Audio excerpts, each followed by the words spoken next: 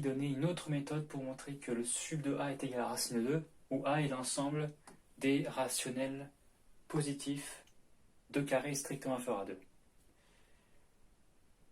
Donc déjà, on avait déjà dit auparavant que si x appartient à a, alors x2 est strictement inférieur à 2, donc x est strictement inférieur à racine de 2.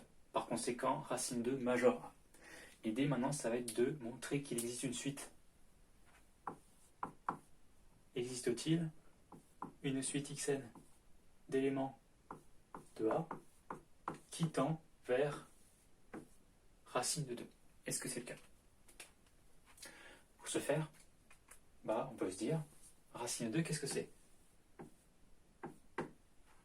C'est 1,4, 1, 4, 2 et des poussières. Je pense que c'est ça. Voilà. Et on se dit, en fait, mais racine de 2, finalement, c'est environ égal à 1. Et encore, j'ai une erreur de 0,4 ici. Plus que ça, 0,5 on va dire. Oui, mais je peux dire qu'en fait, même c'est 1,4. Là, je suis déjà 10 fois plus précis. Ensuite, je peux continuer, mais oui, mais c'est presque 1,41. J'augmente la précision. Et si je continue comme ça, on sent bien que, même si je m'arrête à un moment, j'aurai quelque chose de plus en plus précis. Et donc, ça va converger vers racine de 2. Je continue comme ça, j'itère. J'aurai une précision 10 fois plus importante à chaque fois. Je vais bien converger vers racine de 2. Et l'avantage, c'est que tous ces éléments-là, ils appartiennent à Q.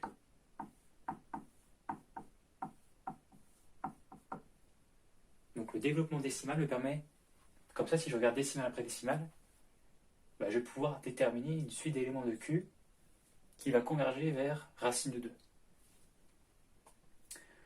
Si j'ai un développement décimal qui est fini,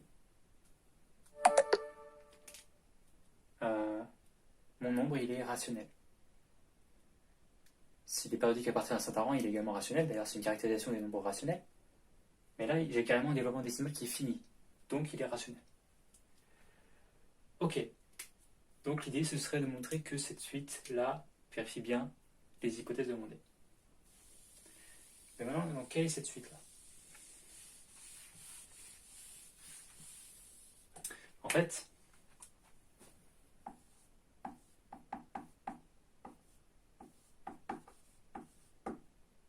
on considère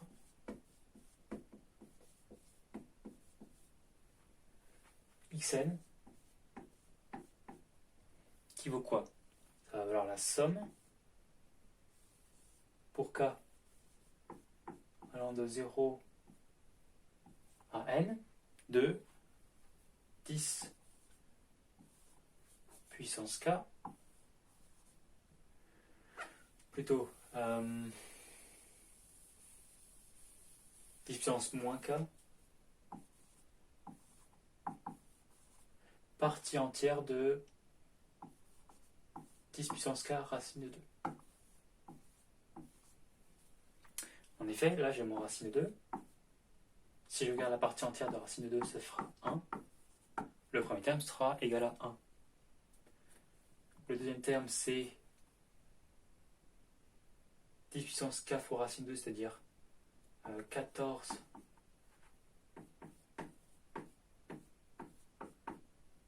partie entière de 10 racine 2, c'est 14.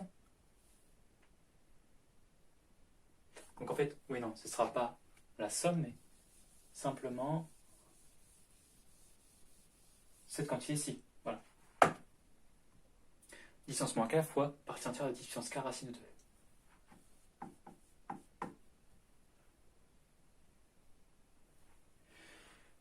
J'aurai 10 puissance 10 fois racine de 2, ça fait 14, fois 10 puissance moins 1, ça fait 1,4. Ensuite 10 puissance moins 2 fois 10 puissance 2 racine de 2,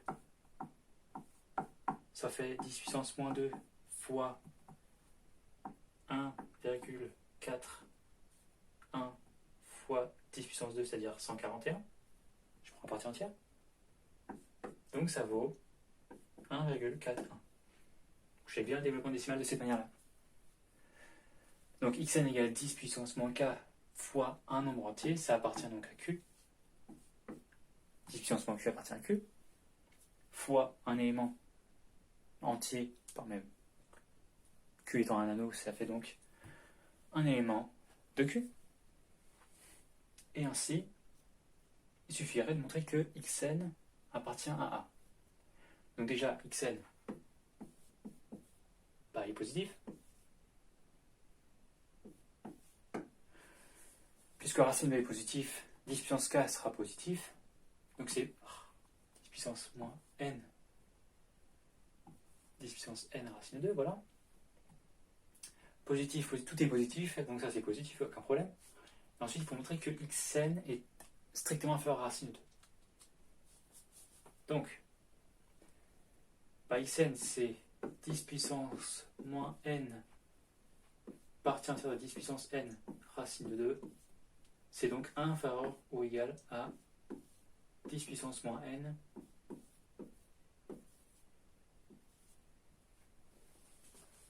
puissance n racine de 2. Et ça vaut racine de 2. Et ce qu'on sait, c'est que racine de 2, il est irrationnel. Xn, il est rationnel. Par conséquent, on ne peut pas avoir le cas d'égalité. Donc xn est strictement inférieur à racine de 2. Donc xn au carré est strictement inférieur à 2. Xn positif. Xn appartient à Q. Donc xn appartient à A. Et maintenant, donc, dernière chose, il suffit de montrer que xn tend vers racine de 2. Montrons-le.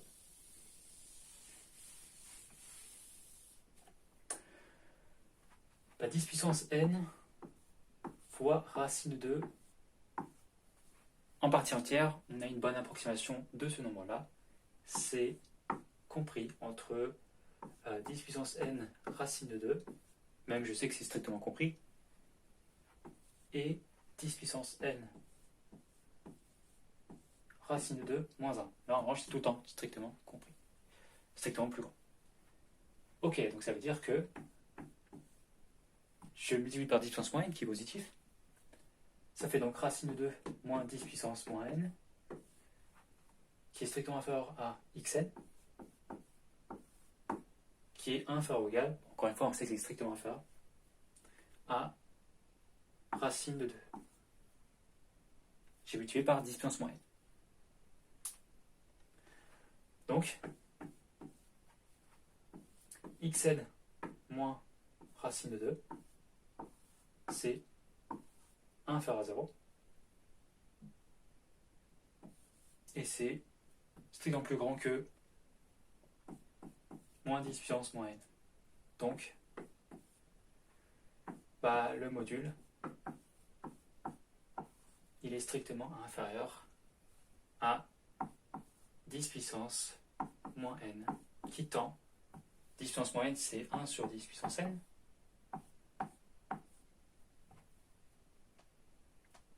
et 1 sur 10, c'est strictement inférieur à 1, donc ça tend vers 0.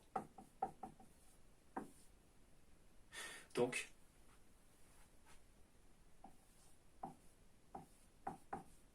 xn tend vers racine de 2. D'où sub de A égale racine de 2. Voilà. Mon approximation assez précise de la partie entière me permet de dire que xn, moins racine de 2, c'est bien compris entre 0 et moins 10 puissance moins n. Moins 10 puissance moins n, ça tend vers 0. Par conséquent, si vous pouvez parler mes gendarmes, xn moins racine de 2 tend vers 0, c'est-à-dire que xn tend vers racine de 2. Et on a vu précédemment que xn appartenait à A. Donc, j'ai bien trouvé une suite xn d'éléments de A qui tend vers racine de 2. et racine 2 majeur A. Donc le sub de A, ça vaut racine 2.